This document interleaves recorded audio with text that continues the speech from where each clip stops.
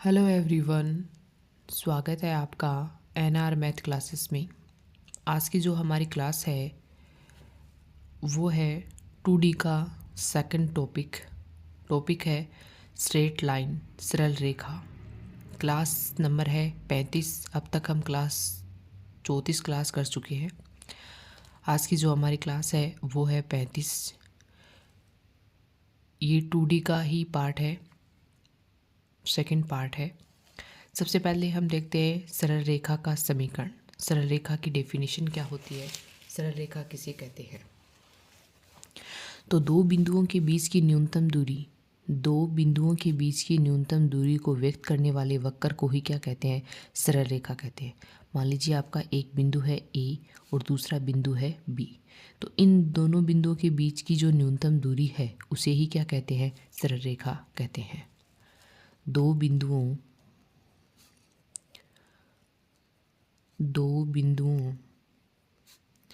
के मध्य न्यूनतम दूरी को व्यक्त करने वाले वक्र ही उन दो बिंदुओं से गुजरने वाली सरल रेखा होती है। उन दो बिंदुओं से गुजरने वाली सरल रेखा या स्ट्रेट लाइन होती है, जो क्या करती है, दोनों तरफ अनंत तक चलती है। क्या करती है, जो सरल रेखा है वो दोनों तरफ क्या होती है, अनंत तक चलती है। अब इसका देखते हैं इक्वेशन क्या होता है, दो चर x और y में एक घातीय समीकरण होता है, वो सरल रेखा का समीकरण होता है। फॉर एग्जाम्पल जैसे 2x + 3y = 5, ये भी एक सरल रेखा का समीकरण है। या फिर 3x = 4, ये भी एक सरल रेखा का समीकरण है। y = 0, ये भी एक सरल रेखा का समीकरण है। y + 3 = 0, ये भी एक सरल रेखा का समीकरण होता है। यानी एक घातीय समीकरण ही क्या कहलाता है, सरल रेखा का इक्वेशन कहलाता है। नेक्स्ट पॉइंट है हमारे पास रेखा की प्रवणता या फिर ढाल। रेखा की प्रवणता और ढाल कैसे कहते हैं, स्लोप ऑफ ए लाइन।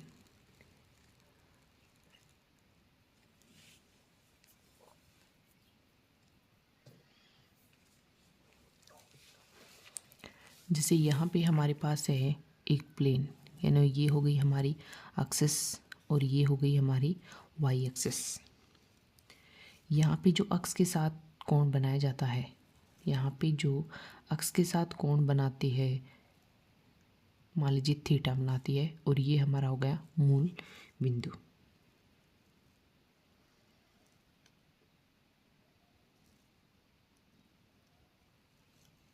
ये हो गया हमारा मूल बिंदु। यानी क्या कहते हैं, यानी जो स्पर्शज्या के साथ या अक्ष के साथ थीटा कोण बनाती है उसे क्या कहते हैं, प्रवणता या फिर क्या कहते हैं, ढाल कहते हैं।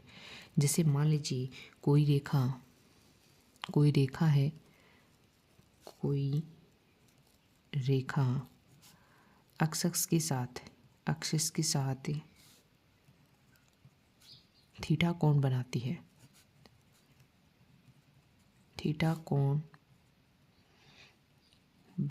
है, तो प्रवणता क्या होती है, प्रवणता को प्राय किससे डिनोट किया जाता है, m से। m = tan theta. ये हो गई फर्स्ट। दो बिंदुओं को मिलाने वाली रेखा की प्रवणता, जैसे दो बिंदु हो गए हमारे पास, एक हो गया x1 y1, दूसरा बिंदु हो गया x2 और y2 को मिलाने वाली रेखा की प्रवणता, मिलाने वाली रेखा की प्रवणता क्या हो जाएगी, m = y2 - y1 अपॉन में x2 - x1। ये क्या हो गई, प्रवणता, या फिर क्या बोलते हैं इसे, ढाल, यानी slope of A line. Next point है हमारे पास सरल रेखा का समीकरण। यानी उस सरल रेखा के जो समीकरण होते हैं उसके विभिन्न रूप होते हैं। तो विभिन्न रूप में लाइन का इक्वेशन क्या क्या हो सकता है उसे हम देखते हैं। सबसे पहले हमारे पास व्यापक रूप यानी जनरल फॉर्म क्या होती है। जनरल फॉर्म क्या होती है एक इक्वेशन की, यानी एक घातीय equation X A X plus B Y plus C equal 0। यहाँ पे कंडीशन क्या होती है, ए बी दोनों एक साथ क्या नहीं होने चाहिए, शून्य नहीं होने चाहिए, दोनों एक साथ शून्य नहीं होते हैं। यानी दोनों अगर एक साथ शून्य नहीं होते हैं ये कंडीशन होती है। और ए बी सी क्या है, यहाँ पे कोई वास्तविक संख्याएं हैं। ए बी और सी यहाँ पे क्या है, वास्तविक रियल नंबर है, वास्तविक संख्या है। अब देखो यहाँ पे केस होते हैं, यानी एक पर्टिकुलर कंडीशन होती है। अब वो पर्टिकुलर कंडीशन क्या होती है, पर्टिकुलर कंडीशन या फिर पर्टिकुलर केस क्या होता है। देखो फर्स्ट केस होता है, मान लीजिए आपके पास a बराबर 0 है, क्या है, a बराबर 0 है। तो यहाँ से इक्वेशन क्या बनेगी हमारे पास, B Y plus C equal 0। तो ये जो इक्वेशन होती है वो एक्स की क्या होगी, समांतर, एक्सिस के समांतर रेखा है, एक्सिस के समांतर रेखा है। कब होगी एक्सिस के समांतर रेखा, जब ए इक्वल क्या हो, 0। सेकंड कंडीशन है कि बी इक्वल अगर आपके पास 0 हो तो इक्वेशन क्या आएगी, ए एक्स प्लस सी इक्वल 0। जो वाई एक्सिस की समांतर रेखा होगी, वाई एक्सिस के समांतर रेखा है। थर्ड कंडीशन है कि अगर सी बराबर आपके पास क्या हो, 0, सी बराबर 0 हो तो ये इक्वेशन क्या बनेगी, A X plus B Y equal 0। जो मूल यानी जो क्या होगी, मूल बिंदु से गुजरेगी, मूल बिंदु गामी रेखा होगी। यानी कि यहाँ पे 3 पर्टिकुलर केस हो गए। फर्स्ट केस में ए बराबर 0 तो जो इक्वेशन आएगी सरल रेखा की वो एक्सिस से समांतर होगी। दूसरा बी इक्वल 0 होगा तो जो इक्वेशन आएगी सरल रेखा की वो वाई एक्सिस के समांतर होगी। थर्ड होगा अगर सी इक्वल 0 हो तो A X plus B Y equal 0। ये जो सरल रेखा का इक्वेशन है वो क्या होगा, ये जो सरल रेखा है वो किससे गुजरेगी, मूल बिंदु से। नेक्स्ट टाइप है हमारा ढाल रूप यानी स्लोप फॉर्म। यानी स्लोप फॉर्म में सरल रेखा का समीकरण क्या होता है। स्लोप फॉर्म में जैसे यहाँ पे हमारे पास एक प्लेन हो गया, ये हो गई एक्सिस और ये क्या हो गई, वाई एक्सिस। तो यहाँ पे देखो एक सरल रेखा है जो क्या कर रही है, थीटा कोण बना रही है, एक्सिस के साथ कितना कोण बना रही है, थीटा कोण बना रही है। और यहाँ पे जो अंतःखंड है वो कितना है हमारा, सी। तो ये हमारी क्या हो गई, ढाल रूप में सरल रेखा का समीकरण क्या होगा, y equal M X plus C. जहाँ यहाँ पे m क्या हो गई, m तो यहाँ पे है रेखा की प्रवणता और c क्या है, y एक्सिस पर काटा गया अंतःखंड, y एक्सिस पर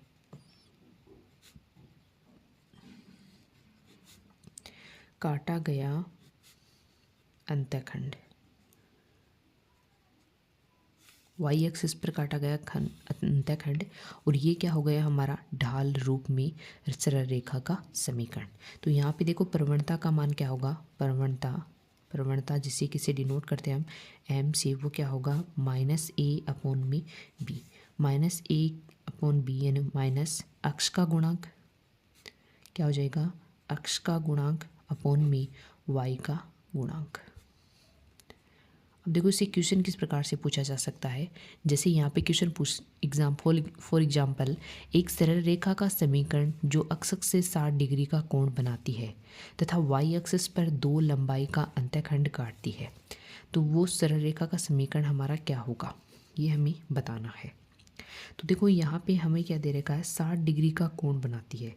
तो यहाँ पे हमें 60 डिग्री यानी m का मान दे रखा है। m का मान हमारा क्या हो जाएगा, अगर थीटा कोण बनाती है तो प्रवणता का फॉर्मूला क्या होता है, टेन थीटा।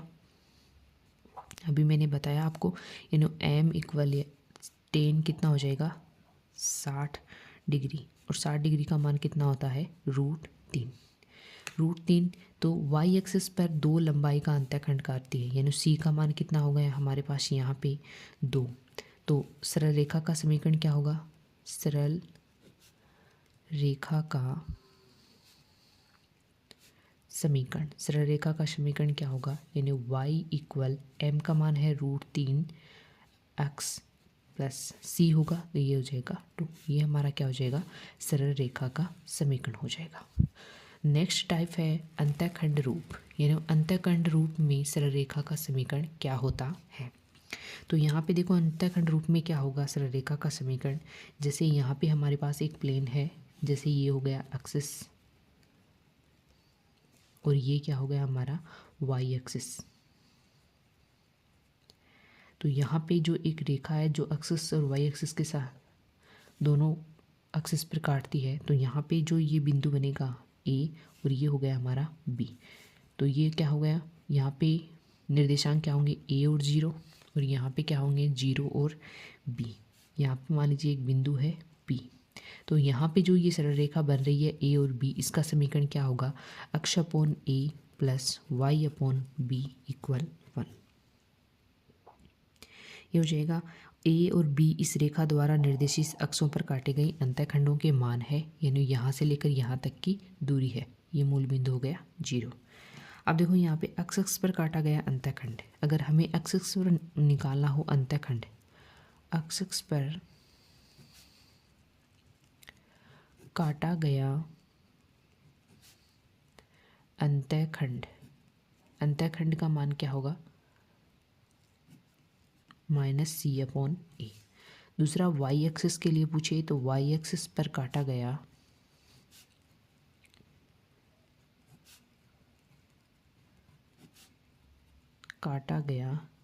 अंतःखंड वो क्या हो जाएगा, -c/b। ये फर्स्ट पॉइंट और ये सेकंड पॉइंट। थर्ड पॉइंट मान लीजिए आपको पूछ ले कि ए बी को m1 और m2 अनुपात में विभाजित करने वाले p बिंदु के निर्देशांक, यानी यहाँ पे p बिंदु के निर्देशांक क्या होंगे, p बिंदु के निर्देशांक क्या होंगे। मैंने आपको अंतःखंड और अंतः विभाजन और बाह्य विभाजन का फॉर्मूला बताया था, वहाँ से हम निकाल सकते हैं। m1 अनुपात m2 अनुपात में ये क्या कर रहा है, इसको विभाजित कर रहा है। तो फॉर्मूला क्या होगा हमारा, दो बिंदु हो गए 0 और b, और ये होगा a और 0। तो फॉर्मूला इसके निर्देशांक क्या होंगे, m2a upon m1 plus m2, m1b upon में m1 प्लस m2, ये इसके निर्देशांक होंगे। मान लीजिए आपको इस प्रकार से निर्देशांक पूछ ले, p बिंदु के निर्देशांक बताइए। सेकंड पॉइंट है कि हमें पूछ ले ओ ए बी का क्षेत्रफल क्या होगा, यानी इस त्रिभुज का क्षेत्रफल पूछ ले, यानी त्रिभुज ओ ए बी का क्षेत्रफल। तो उसका क्षेत्रफल किस फॉर्मूले से निकाल सकते हैं हम, क्षेत्रफल क्या होगा, ए बी अपॉन में 2, ये क्या होगा इसका क्षेत्रफल। नेक्स्ट टाइप है हमारे पास लंब रूप, यानी परपेंडिकुलर फॉर्म क्या होती है, स्ट्रेट लाइन की परपेंडिकुलर फॉर्म में इक्वेशन क्या होती है।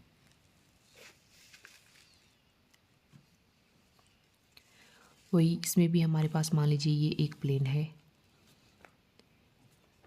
जिसे एक रेखा है, वो जैसे ए, ये हो गया ए और बी, यहाँ पे ये परपेंडिकुलर फॉर्म में इसको क्या कर रही है, काट रही है, ये हो गया पी बिंदु। तो इसके लिए देखो मान लीजिए ये एक्सिस के साथ अल्फा कोण बना रही है, तो इसका फॉर्म क्या होगा, इसका फॉर्म होगा x cos alpha plus y sine alpha equal क्या हो जाएगा p। ये फॉर्म हो जाएगा। यहाँ पे p क्या है, मूल बिंदु से p क्या है, यहाँ पे मूल बिंदु से रेखा पर डाला गया लंब, डाले गए लंब की लंबाई है।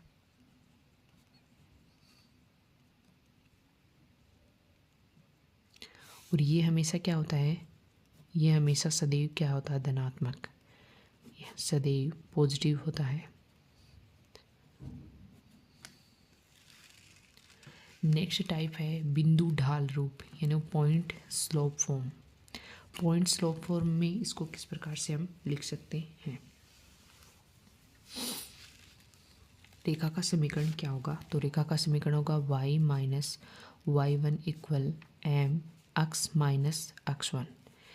यहाँ पे m तो क्या है, यहाँ पे प्रवणता, m तो क्या है, रेखा की प्रवणता, और x1 और y1 क्या है,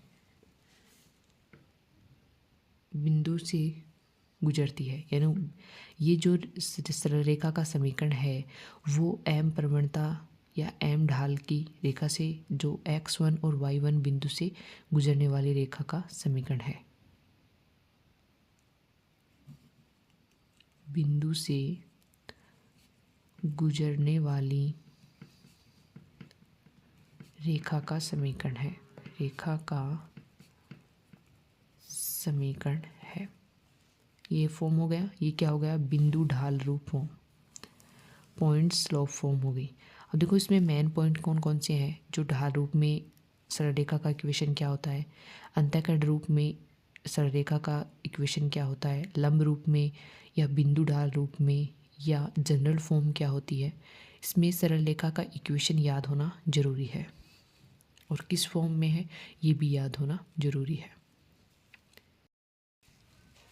नेक्स्ट है दो बिंदु रूप, यानी 2 पॉइंट्स फॉर्म में सरल रेखा का समीकरण क्या होता है।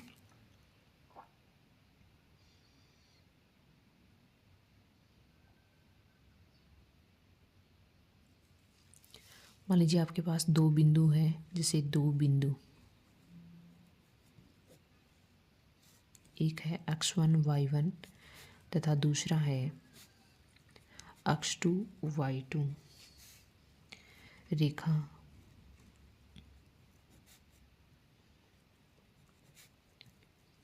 पर स्थित है, तो रेखा का समीकरण क्या होता है, रेखा का समीकरण होता है y minus y1 equal y2 minus y1 upon x2 minus x1 into में x माइनस x1। ये क्या हो गया, सरल रेखा का समीकरण। फॉर एग्जाम्पल के रूप में हम समझते हैं, जैसे हमें दे दिए दो बिंदु दे रखे हैं, 1 2 तथा एक दे रखा है 1 माइनस 4 से गुजरने वाली रेखा का समीकरण। अब देखो ये जो दे रखा है ये है हमारी क्या है, प्रवणता, यानी रेखा की प्रवणता का ही फॉर्मूला है, ये दो बिंदुओं से गुजरने वाली रेखा की प्रवणता का फॉर्मूला है। तो ये मान हम यहाँ पे रखेंगे, यानी क्या मान आएगा हमारा y, इसका सॉल्यूशन करेंगे तो y माइनस y1 का मान कितना है 2 इक्वल y2 का मान दे रखा है -4, ये हो गया -2 अपॉन ये हो जाएगा 1 माइनस ये x1 का मान कितना है 1।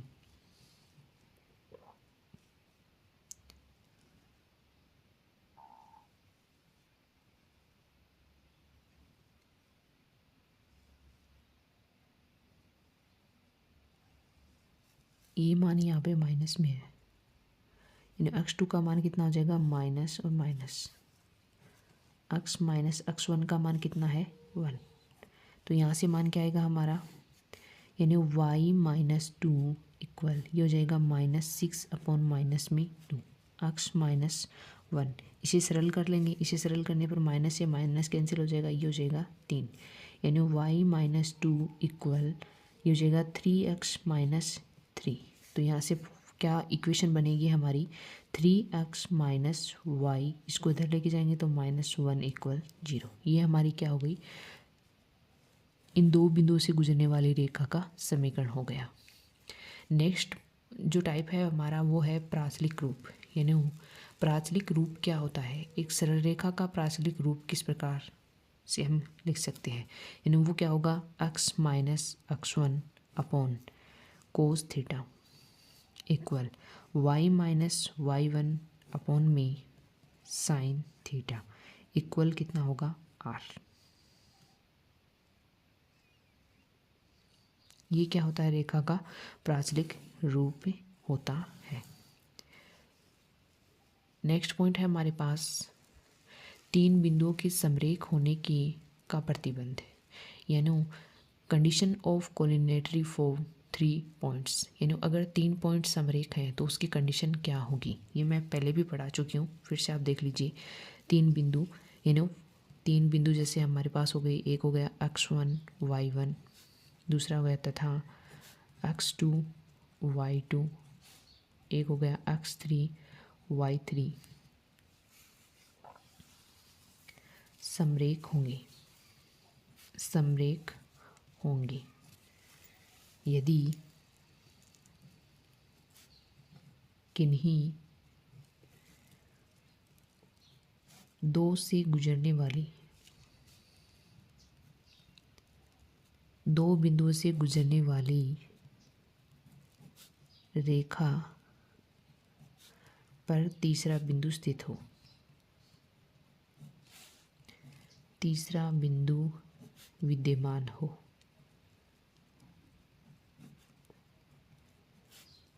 हो तो वो क्या होंगे, तीनों समरेख होंगे। अब इसका देखो क्या कंडीशन होती है। यानी y3 minus y1 equal y2 minus y1 upon में x2 minus x1 into x3 minus x1। अगर इस प्रकार से इक्वल आ रहे हैं दोनों, तो ये तीनों बिंदु क्या होंगे, समरेख होंगे। या फिर हम किस प्रकार से चेक कर सकते हैं, देखो किस प्रकार से चेक कर सकते हैं, x1 माइनस x2 अपॉन में x1 minus x3 equal y1 minus y2 upon में y1 माइनस y3। एक तो ये कंडीशन लगा के हम देख सकते हैं कि तीनों समरेख है या नहीं। या फिर क्या लिख सकते हैं, x1 माइनस x2 अपॉन में y1 minus y2 equal x1 minus x3 upon में y1 माइनस y3। इस प्रकार से अगर दोनों कंडीशन क्या हो, सेटिस्फाइड हो रही हो, तो तीनों बिंदु क्या होंगे, समरेख होंगे। यानी समरेख होने का क्या फॉर्मूला हो गया, y3 minus y1 equal y2 minus y1 x2 minus x1 into में x3 माइनस x1। यानी 3 पॉइंट्स दे देते हैं और पूछते हैं कि ये समरेख है या नहीं है। और कई बार क्या करते हैं कि एक ही चर दे देते हैं और उसकी वैल्यू पूछ लेते हैं। तो हम ये कंडीशन लागू करके क्या कर सकते हैं, वहाँ पे क्वेश्चन को सोल्व कर सकते हैं। एक एग्जांपल के थ्रू हम समझते हैं किस प्रकार से इससे क्वेश्चन पूछा जाता है। देखो इसे जो समरेख वाला 3 पॉइंट समरेख है तो उससे क्वेश्चन किस प्रकार से पूछा जाता है। फॉर एग्जांपल हमें पॉइंट्स दे रखे हैं, 3 पॉइंट दे रखे हैं और दे रखे हैं समरेख है, तो हमें चेक करने हैं समरेख है या नहीं है। तो देखो इसका सॉल्यूशन हम कैसे ज्ञात करेंगे। अभी मैंने फॉर्मूला बताया था कि यहाँ पे x1 माइनस x2 अपॉन में x1 minus x3 equal y1 minus y2 upon में y1 माइनस y3। ये दोनों क्या होने चाहिए, बराबर होने चाहिए। तो हम यहाँ पे देखते हैं कि इक्वल है या नहीं, यानी ये तीनों पॉइंट समरेख है या नहीं बताना है हमें। तो यहाँ पे x1 का मान कितना हो गया हमारा a और x2 का मान हो गया 0 अपॉन में x1 का मान है a और x3 का मान कितना है, x3 का मान है -3a इक्वल y1 का मान कितना है 0 और y2 का मान कितना है माइनस में b अपॉन y1 का मान कितना है 0 और y3 का मान कितना माइनस क्या हो जाएगा +2b।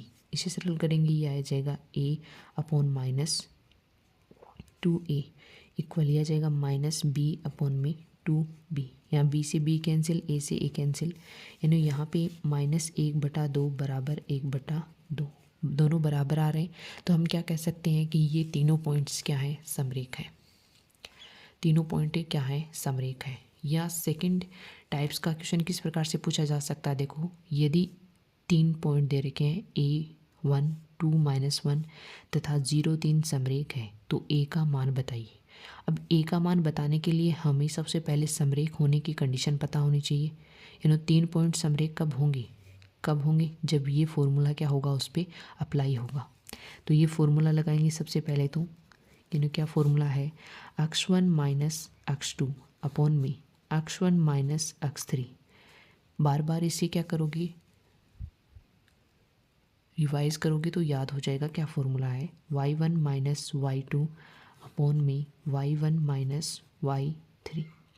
यहाँ पे देखो x1 का मान कितना है a और x2 का मान कितना है -2। ये हो जाएगा x1 का मान है a माइनस x3 का मान कितना है यहाँ पे 0, तो ये 0 इक्वल y1 का मान है 1 माइनस y2 का मान कितना है -1 यानी +1 हो जाएगा। y1 का मान है 1 और y3 का मान कितना है -3। इसे सरल करेंगे तो मान क्या आएगा, a माइनस 2 अपॉन में a इक्वल, ये कितना हो जाएगा 2 अपॉन -2, यानी 2 से 2 कैंसिल हो जाएगा। तो यहाँ से मान कितना आएगा, a माइनस 2 अपॉन में a इक्वल -1। इसे सरल कर लेंगे तो a माइनस 2 इक्वल -a, इसको इधर लेकर आएंगे तो ये हो जाएगा 2a माइनस 2 इक्वल 0, यानी यहाँ से a का मान कितना आ जाएगा हमारा 1, यानी a का मान कितना आ जाएगा 1। तो इस टाइप से 2 टाइप बता दिए मैंने एग्जाम्पल के थ्रू आपको। ऐसे ही क्वेश्चन पूछे जाते हैं, 3 पॉइंट दे दिए जाते हैं और कहा जाता है कि ये क्या है, समरेख है। तो किस प्रकार से इसे क्वेश्चन पूछा जा सकता है। नेक्स्ट पॉइंट है हमारे पास, दो रेखा के बीच का कोण, एंगल बिटवीन टू लाइंस, यानी 2 रेखाओं के बीच के कोण। अब इसमें देखो कंडीशन क्या होती है, पहला 2 कंडीशन होती है, यानी 2 केस होते हैं।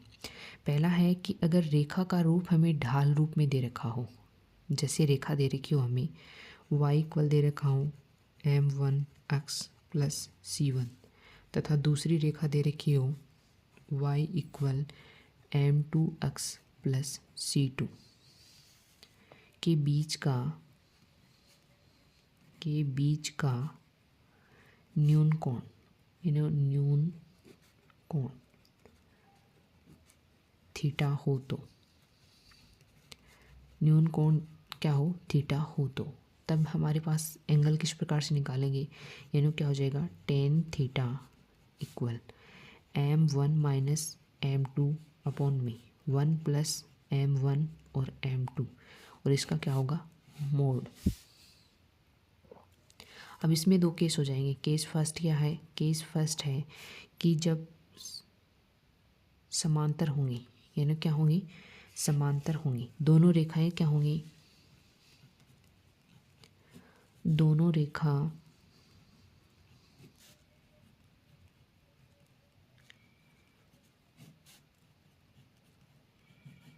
समांतर होंगी। समांतर होंगी तो थीटा का मान कितना होगा हमारा, यहाँ पे थीटा का मान कितना हो जाएगा 0, थीटा का मान कितना हो जाएगा 0, यानी यहाँ से ये मान हम थीटा का मान 0 रखेंगे, tan 0 का मान 0 होता है, तो यहाँ से m1 इक्वल क्या हो जाएगा m2। केस सेकंड है, केस सेकंड दोनों रेखाएं लंबवत होंगी, दोनों रेखा लंबवत होगी। कब होगी दोनों रेखाएं लंबवत, यानी थीटा का मान कितना होगा 90 डिग्री। अब थीटा का मान 90 डिग्री है,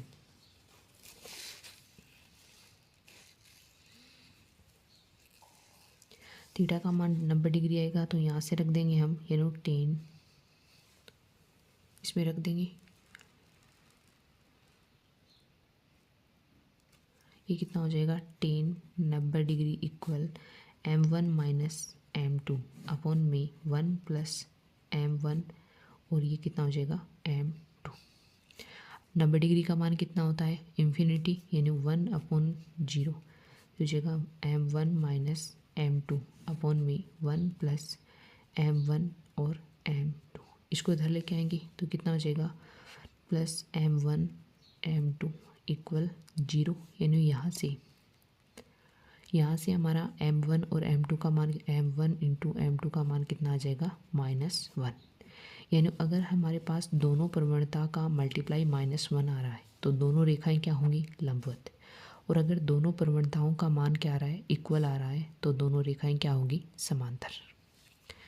सेकंड कंडीशन क्या है, अगर हमें क्या दे रखा हो, दोनों रेखाओं का व्यापक रूप दे रखा हो, क्या दे रखा हो, दोनों रेखाओं का समीकरण व्यापक रूप में हो, यानी जनरल फॉर्म में हो, जैसे a1x plus b1y plus c1 equal 0 तथा a2x plus b2y plus c2 equal 0 हो। तो अगर इस प्रकार से दो रेखाओं का समीकरण हो तो उनके बीच का कोण क्या होगा, tan theta equal a1 b2 minus a2 b1 upon में a1 a2 plus b1 b2।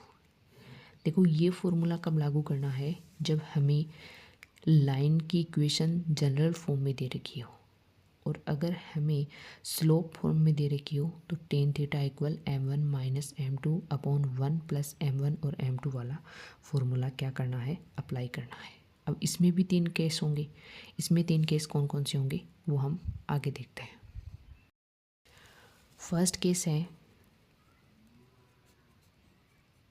समांतर, यानी दोनों रेखाएं समांतर होगी। कब होंगी, जब a1 upon a2 equal b1 upon b2। Second है लंबवत होंगी, दोनों रेखाएं क्या होंगी, लंबवत होंगी। लंबवत होंगी तो थीटा का मान कितना हो जाएगा हमारे पास 90 डिग्री, थीटा का मान कितना हो जाएगा 90 डिग्री, और इसे सरल करेंगे तो मान क्या आएगा a1 a2 plus b1 b2 का मान कितना हो जाएगा 0। थर्ड केस है क्या होंगी संपाती, थर्ड केस है क्या होंगी संपाती होंगी। अगर संपाती होंगी तो इसमें क्या होगा a1 upon a2 equal b1 upon b2 equal c1 upon c2। यानी कब दे रखी हो, जब इक्वेशन जनरल फॉर्म में हो तब हम tan थीटा का मान निकालेंगे। कौन से फॉर्मूले से निकालेंगे, यानी tan थीटा इक्वल क्या होगा a1 b2 minus a2 b1 upon में a1 a2 plus b1 b2। तो दोनों रेखाओं के बीच में न्यूनतम कोण का मान इस कोण से, इस फॉर्मूले से हम निकालेंगे। फिर अगर समांतर होंगी तो a1 upon a2 b1 upon b2, अगर लंबवत होंगी तो a1 a2 plus b1 b2 equal 0। संपाती होंगी a1 a2 equal b1 upon b2 equal c1 upon c2। Straight line के हम कुछ पॉइंट्स को पढ़ चुके हैं, बाकी बचे हुए पॉइंट्स को हम नेक्स्ट क्लास में करेंगे। अगर आपको वीडियो अच्छा लगता है तो लाइक शेयर सब्सक्राइब ज़रूर कीजिएगा, और अगर आप मेरे चैनल पर नए हैं तो सब्सक्राइब करके बेल आइकन वाले बटन को ज़रूर दबाइएगा ताकि आपको नेक्स्ट क्लास का नोटिफिकेशन सबसे पहले मिले। Thank you so much.